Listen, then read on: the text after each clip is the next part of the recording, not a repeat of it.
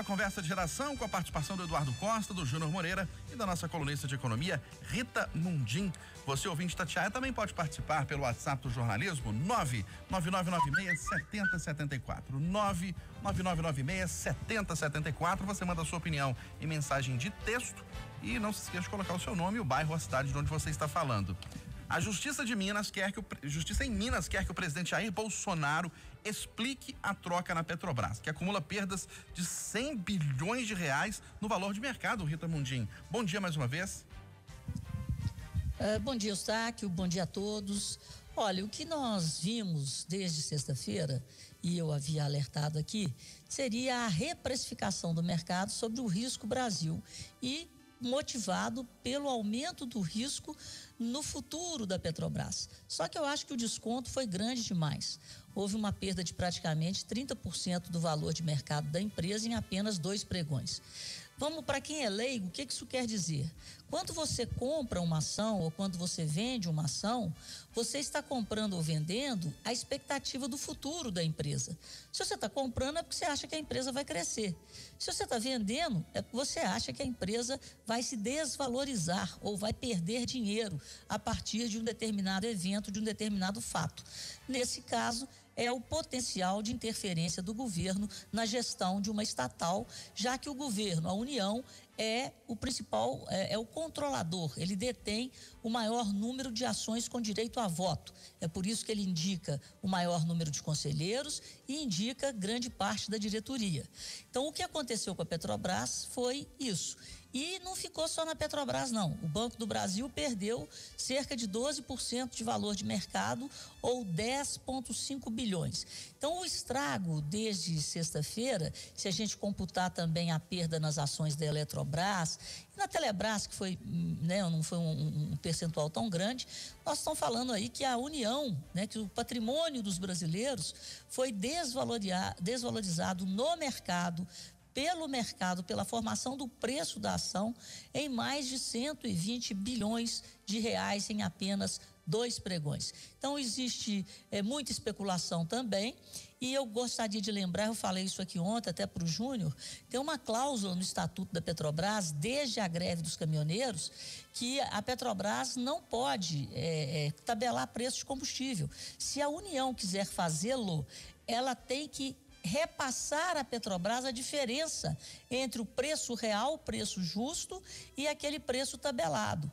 Então isso ainda está em vigor. Então houve uma precipitação aí nessa desvalorização da Petrobras. Hoje pela manhã, o CIT, num relatório mundial, recomenda a compra das ações da empresa. Então temos que esperar a Assembleia, que acontece hoje, acontece a Assembleia, que seria para a recondução do Roberto Castelo Branco, mas deve votar por uma convocação de uma Assembleia daqui a 30 dias para a indicação e a posse do general Luna como novo presidente. Vamos cenas dos próximos capítulos. Ô Júnior, enquanto isso a gente já está vendo na prática nos postos de combustíveis a gasolina tranquilamente a R$5, R$5,20, R$5,30, eu tô assustado. Realmente está um pouco caro, né, Eustáquio? Mas quando você vai fazer a relação preço da gasolina aqui no Brasil, relação preço do barril de petróleo, né? A gente vê que o movimento é mais ou menos o mesmo no gráfico, né? Eu até peguei alguns dados mais cedo ali, foi até interessante você levantar esse ponto, porque da gasolina nos últimos 2, 3 meses, 34%, e o barril de petróleo, né? Em preço internacional 42%, ou seja, inclusive o barril de petróleo subiu um pouco mais, né? Nesse período aí de outubro até agora fevereiro. Então assim, é o que é colocado, né? O que está colocado? A precificação, o preço do petróleo é colocado de acordo com esse movimento do dólar, o movimento do preço internacional e nada mais o que a Petrobras está fazendo, seguindo esse movimento. Agora, colocando essa questão do pedido da Justiça para explicação, né? Do governo, da União, enfim, vai ter um caminhão de ações, né, em torno disso. Ontem eu li, sei lá, umas 10 ou 12 reportagens falando sobre esse assunto, né, alguns investidores menores, algumas associações, porque parece que tem que ter um comunicado antecipado ao mercado, tem todo um processo que precisa ser colocado antes de anunciar a troca de um presidente numa empresa que tem acionistas, né? Enfim, Eustáquio, precisa esperar, a Rita disse muito bem, os próximos passos aí dessa história toda. Tem essa reunião reunião hoje. Eu ainda estou sentindo falta de alguma fala do Paulo Guedes nesse sentido, né? Até procurei aqui, achei que não tivesse passado pela minha peneira ali, eu perdi, falei, não, será que eu perdi? Dei uma pesquisada, realmente parece que o Paulo Guedes não falou ainda sobre o assunto e eu estou sentindo falta dessa fala do ministro da Economia. Acho que até uma fala dele ontem, dizendo, olha, eu continuo, né, a troca é comum e tal, acho que deixaria ali o mercado um pouco mais tranquilo. É uma sensação que eu tenho, mas a gente só ia saber se isso realmente acontecesse.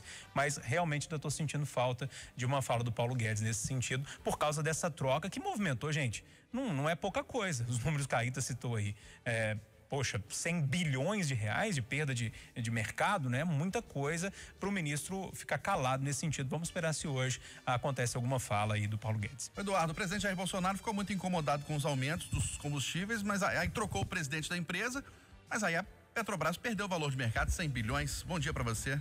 Bom dia para todo mundo. Pois a Rita falou com a propriedade que é peculiar da repercussão econômica. O Júnior deu uma passada pela questão política, né? Porque envolve o ministro da Economia, que é o esteio desse governo.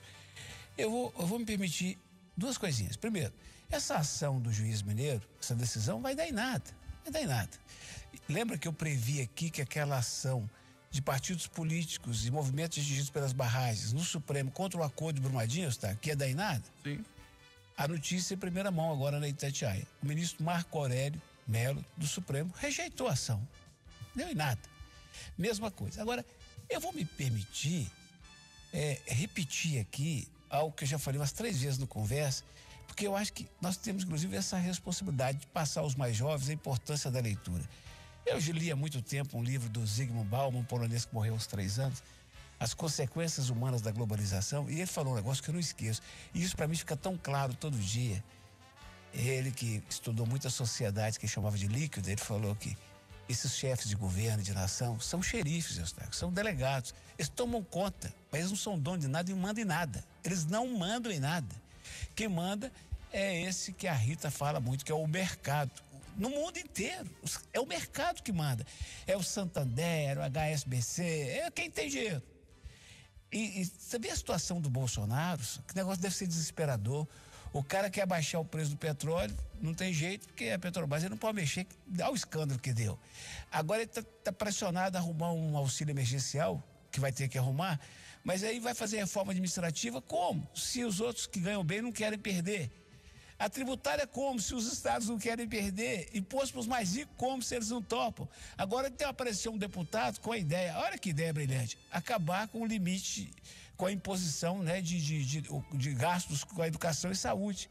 Ó, para você ver. Então, a última vez que eu ouvi falar era 8%, Eustáquio. Eu estou para te dizer que o Bolsonaro, ele não tem livre-arbítrio sobre 5% de tudo que o país arrecada. O resto tudo já é despesa ali, ó, enquadrado. É desesperador. E manda quem pode, obedece quem tem juízo, e isso vale para Bolsonaro, para o Biden nos Estados Unidos, para Angela Merkel. Os caras são xerifes, quem manda é o mercado, e não é o mercado central, está. Se fosse o mercado central, Eduardo, seria democrático, né? Porque o mercado central é um dos lugares mais democráticos do Brasil. Não, eu seria candidato na hora, filho. Eu sou amigo do mercado. Aqui pelo WhatsApp, o Paulo Henrique, de 3 Rios, no Rio de Janeiro, está dizendo que a gasolina lá já está a R$6. Nossa senhora. Olha, medidas mais duras contra a Covid-19 são anunciadas em Minas. Uberlândia, Júnior, no Triângulo Mineiro, terá toque de recolher a partir de hoje. Nenhum ônibus vai poder circular. Pois é, Eustáquio, é uma medida um pouco extrema, né? Mas aí quando você vai parar para analisar a situação, você fala assim, o que a gente conhece desse vírus até agora, né? Que a transmissão dele é feita por contato, né? Então você tem que, num momento como esse está acontecendo lá em Uberlândia, e a situação já vem há algum tempinho, que está bem séria lá no Triângulo Mineiro, é tentar de alguma forma fazer com que as pessoas não se encontrem, né? Não tenham contato, para que o vírus não dissemine ainda mais e o hospital exploda, né? O sistema de saúde exploda. Junto com essa medida, Eustáquio, eu acho que eu vi poucas pessoas falando, mas eu estava lendo também que eles abriram lá 100 leitos, 108 leitos, se não me falha a memória, em um hospital lá, como se fosse um hospital de campanha, né? Então são 2 medidas de realmente para tentar resolver um problema, porque a situação lá está quase no 100% e cada dia que passa fica pior. Eu acho uma medida extrema, muito extrema, mas necessária nesse momento, pelo contexto que a cidade está vivendo. E para você, Rita, o toque de recolher é muito extremo? Não, eu acho que é aquilo que a gente já vem falando desde o início da pandemia, né? Cada prefeito, ele que sabe aonde que o sapato aperta, como é que o calo está doendo. Então, eu acredito que esse julgamento entre o necessário e o possível, ele tem sido avaliado, né? Por toda a equipe. Então, se o pessoal lá em Uberlândia chegou a esse ponto, é porque a situação no Triângulo realmente está bastante caótica. Não só em Uberlândia, a gente ouve relatos de Monte Carmelo, de Patos, de Araxá, a coisa Alto Paranaíba, né? E Triângulo, a coisa está pegando mesmo. E para você, Eduardo, toque de recolher? A Rita disse, né, onde é que o calo dói? E Uberlândia está assim, Uberaba flagrado uma festa com estudantes de medicina, com uma assessora de vereador que foi até exonerada. Festão, menina, a turma aglomerando. Mas sorte para os irmãos do Triângulo, para toda Minas Gerais, que isso vai passar. O Guilherme Bonaldi do Dona Clara está dizendo, enquanto grande parte da população não se vacinar, a gente vai continuar com essa situação de abre e fecha. Vacina é a única solução. Você está pegando esse gancho aí do ouvinte, tem vacina chegando hoje, né? É importante lembrar, 3 milhões e 400 mil doses da Coronavac e 2 milhões da Oxford AstraZeneca, né? Ou seja, é pouco, né? Em relação à população do Brasil, mas é um conta-gotas ali que vai ajudando aos pouquinhos, né? Ô Eduardo, e as multas para o transporte clandestino ficam 80% mais caras em Minas Gerais? Uai, é o que o DR faz, é que o governo tem feito para combater o transporte clandestino. Mas tem um decreto esquisito aí do Uber que está sendo questionado. Isso é uma muvuca, só. Sabe a casa que falta pão, todo mundo fala, ninguém tem razão. Esse negócio de transporte estadual intermunicipal em Minas Gerais, sabe? Eu vou ter que ver isso com mais calma, porque tem uma acusação de que essa buzzer é mais ou menos um novo modelo de transporte alternativo, de transporte clandestino, que vai beneficiar só a rota que for lucrativa. Vamos ver isso melhor. E para você, Rita Mundim, tá certo aumentar as multas para o transporte clandestino, aumentar em 80%? Olha, o ideal, né, é que não houvesse transporte clandestino. Se existe transporte clandestino, é porque existe a carência de transporte oficial, de transporte público. Então, a situação caótica. Então, sempre no Brasil, vamos falar do mercado, Eduardo. O mercado paralelo, ele surge quando o mercado oficial não está dando conta. Então, se o transporte atendesse às necessidades da população, não haveria brecha para que surgisse transporte clandestino. Então, infelizmente, o Brasil é cheio de coisas clandestinas pela ausência da capacidade do Estado, em todos os seus níveis, de prover a população daquilo que ela merece, que é serviços públicos de qualidade. Dentre eles, o transporte público, segurança, educação, etc. Mas, enfim, eu acho que a punição tem que vir, mas além da punição, é necessário pensar, planejar e prover para que o transporte clandestino não brote, dada a necessidade da população. Ô, Júnior, você que já trabalhou no transporte regular, né, por ônibus, anos atrás, o clandestino atrapalha mesmo? É complicado? Ô, Eustáquio, hoje em dia, as empresas de ônibus, eu não sei de verdade como é que elas estão sobrevivendo, né? Você disse, eu trabalhei numa época que os horários de ônibus, você tinha reforço, né? De 15 minutos depois do horário, mais 15 minutos depois, na sexta-feira, era uma confusão, uma época de Semana Santa. E hoje, as pessoas têm mais acesso ao carro, né? E aí eu tenho um carro, vou para passatempo, levo mais 2 colegas que precisam ir também, divide a gasolina. Então, esses formatos acabam atrapalhando o transporte regular de passageiros, né? E aí você depende muito do horário também, né? Você tem, sei lá, parei do serviço 3 horas da tarde, tem que esperar até as 18 horas para ir para algum lugar. Então, isso tudo e o mundo muito imediato que a gente está vivendo hoje, acho que todos esses fatores envolvem. Agora, em relação a essa questão das multas, Eustáquio, eu tentei conversar com algumas pessoas nesse sentido ali, e as pessoas ainda estão meio assim, sem saber, e eu acompanho muito o Eduardo, assim, tá meio no ar ainda. Algumas pessoas me sopraram aí que esse movimento pode ser uma pressão das empresas de ônibus regulares, como você disse, para tentar cercear um pouco do buzzer, né? Para ver se cerca um pouco, porque ele vem crescendo muito. Mas de qualquer forma, precisa entender melhor esse decreto para ver como que ele vai funcionar. Agora, o que eu mais gostei desse decreto todo, eu estava pensando algumas coisas nele ali, é um trecho que o DR vai ter a partir de agora, quando a empresa for lá renovar a autorização para circular, ela vai ter que ter pagado todos, né? Vai ter que ter quitado todas as multas anteriores, né? E é o grande problema que a gente sofre aqui em Belo Horizonte, ou seja, a BH Trans aplica multa, mas a multa nunca é paga, né? E agora com essa barreira, olha, vai chegar aqui na hora de se renovar a sua concessão, você vai ter que pagar as multas anteriores, porque senão não renova. Eu acho que foi um dispositivo muito interessante, que se ele for cumprido, né, apenas uma parte desse decreto, que eu acho que ele tem uma situação um pouco maior envolvendo esse novo modelo de transporte, que é uma espécie de Uber dos ônibus, né, que é a Buser. Esse trecho me agradou bastante. Oi, Eduardo. Aqui pelo WhatsApp, o Gil Menes de Curvelo está dizendo o que o Júnior está falando. Não adianta aumentar o valor das multas, você não tem fiscalização. Pois é, e tem um outro negócio, o Júnior falou aí, que não sabe como é que as empresas estão funcionando.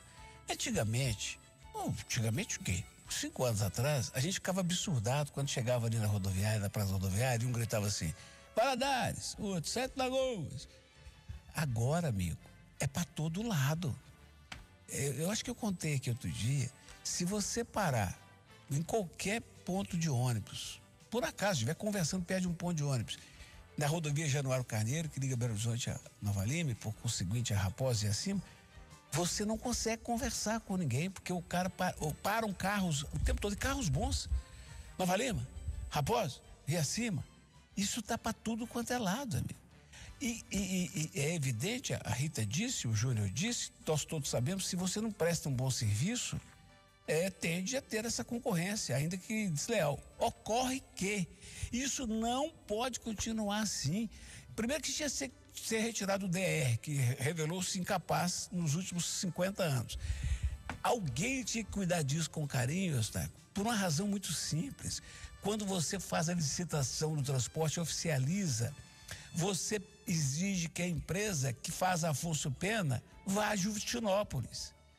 A empresa que cobra contorno vai ao Palmital, em Santa Luzia. Por quê? Aliás, eu estou fazendo um péssimo exemplo, porque é um lugar que tem mais passageiro é lá no Palmital. Mas eu vou mudar. A empresa que atende Pedro Leopoldo, que atende Ribeirão das Neves, é obrigada a ir lá em Itinga, no Vale do Quijonha.